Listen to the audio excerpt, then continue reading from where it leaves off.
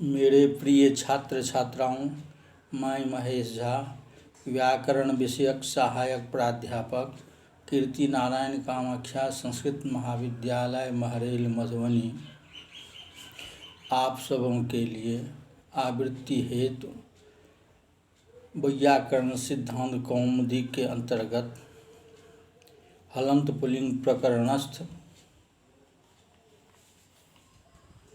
अदस शब्द के पुल्लिंग में सभी विभक्तियों में सिद्धि प्रक्रिया विषयक पाठ का प्रथम भाग प्रस्तुत कर रहा हूँ। अदस शब्द से प्रातिपदिक संज्ञा सु की उत्पत्ति होने पर त्यादादि नामों से अत्व की प्राप्ति होती है, किंतु अदस औ सुलोपश्च इस सूत्र की प्राप्ति होती है। सूत्र की जानकारी निम्न प्रकार है। सूत्र में तदोसह सावनन्त्योः सूत्र से सौ की अनुवृत्ति होती है। इस प्रकार इसका अर्थ होता है सुविभक्ति पौड़ में रहते अदस शब्दावय सौ के स्थान पर ओ आदेश हो, साथ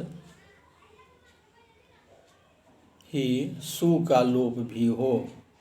यह ओ आदेश अलंत्य परिभाषा के आधार पर हो, यथा अदस सु स को औ सु का लोप, तदोह सह सावनन्त्योः से द को स, अ और औ को वृद्धि होने पर असौ सिद्ध होता है।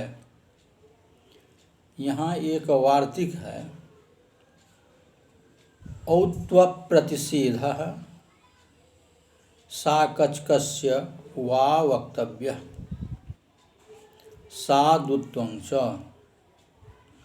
अकच प्रत्यय सहित अदस शब्द को औकार का निषेध विकल्प से हो तथा सकार से पर अकार को उकार भी विकल्प से हो, यथा अदस अकच स, अद अक अस स। इस स्थिति में अव्यय सर्वनामना मकच प्राकटे सूत्र से विहित अकच प्रत्यय अदस की टी अस के पूर्व होगा। इस प्रकार सु का लोप, स का औ एवं द को स, अ औ की वृद्धि होने पर अस्कौ यह रूप होगा। संयोग शिष्टानां सहवा प्रवृत्ति सहवा निवृत्ति। एक साथ जिनका विधान है वे साथ ही प्रवृत्त होंगे, साथ ही निवृत्त होंगे। इस नियम के आधार पर ओकार निषेध के न होने की स्थिति में, अर्थात ओकार होने पर सकार से पर अकार को पाक्षिक उकार भी नहीं हुआ। ओकार न होने पर अदकस स, इस स्थिति में त्यादादि नामों से अत्व, अतो गुणे से पररूप, द का स, अकार को उकार, स का रुत्त विसर्ग होने पर असुकः रूप सिद्ध होता है। प्रसंगवश अकच प्रत्यय सहित प्रथमा एक वचन के रूप दिखाने के बाद अदस शब्द के प्रथमा द्विवचन का रूप प्रस्तुत किया जा रहा है। अदस शब्द से प्रथमा द्विवचन में ओ विभक्ति, अदस औ, इस स्थिति में तेदादी नामों से अत्व, अतो गुने से पररूप, औ को वृद्धि रेच से वृद्धि होने पर अदो, इस स्थिति में अदसो शेर दादु दोमह, इस सूत्र की प्रवृत्ति होती है। सूत्र की जानकारी निम्न प्रकार है। अदसः असेह दात उदः मह इति छेदः अदस इति अवयव षष्ठ्यन्तम्।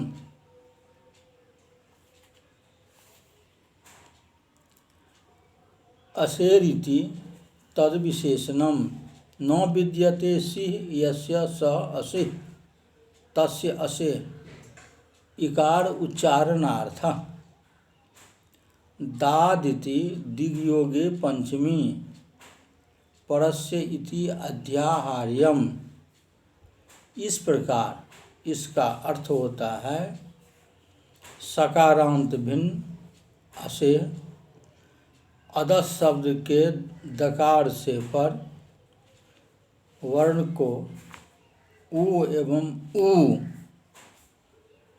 हर्ष एवं दीर्घ आदेश हो तथा दकार के स्थान पर मकार हो। सूत्रस्थ उ पद से ह्रस्व उ एवं दीर्घ उ दोनों का ग्रहण होता है।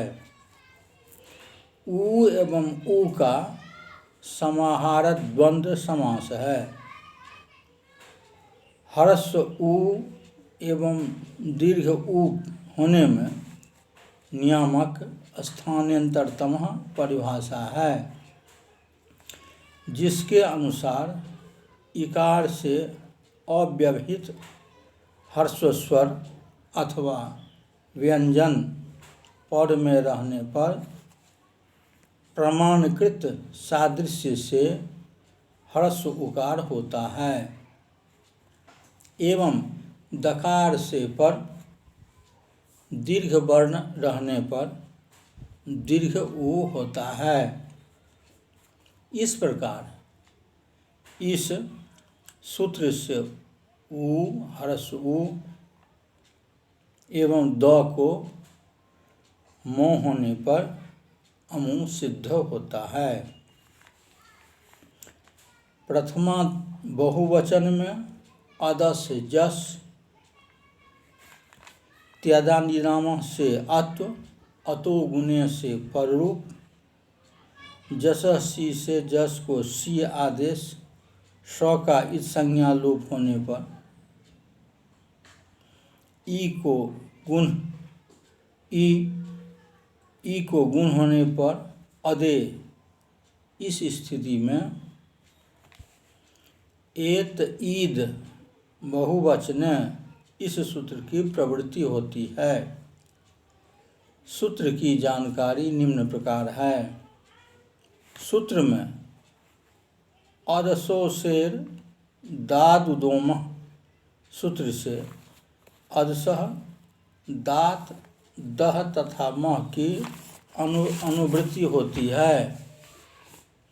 तदनुसार अर्थ होता है बहुवचन की विवक्षा में अदस शब्द आवे दकार से पर एकार के स्थान पर इकार आदेश हो तथा दकार के स्थान पर मकार आदेश हो। इस प्रकार अदे में एकार को ईकार एवं दकार को मकार होने पर अमी सिद्ध होता है। द्वितीय एक वचन में अदस अम, इस स्थिति में त्यदादि नाम से अत्व, अतो गुणे से पररूप, अमी पूर्व से पूर्वरूप एवं उत्वमत्व होने पर अमुम यह प्रयोग सिद्ध होता है। द्वितीया द्विवचन में प्रथमा द्विवचन सदृश ही रूप होगा। प्रथमा बहुवचन में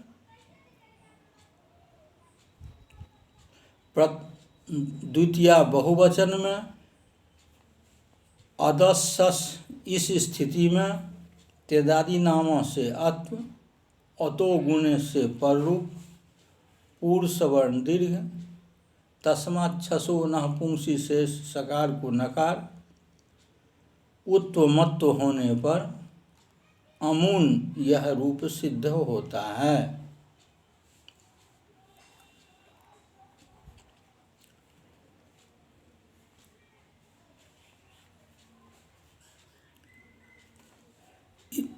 इससे आगे द्वितीय भाग में प्रस्तुत किया जाएगा। धन्यवाद।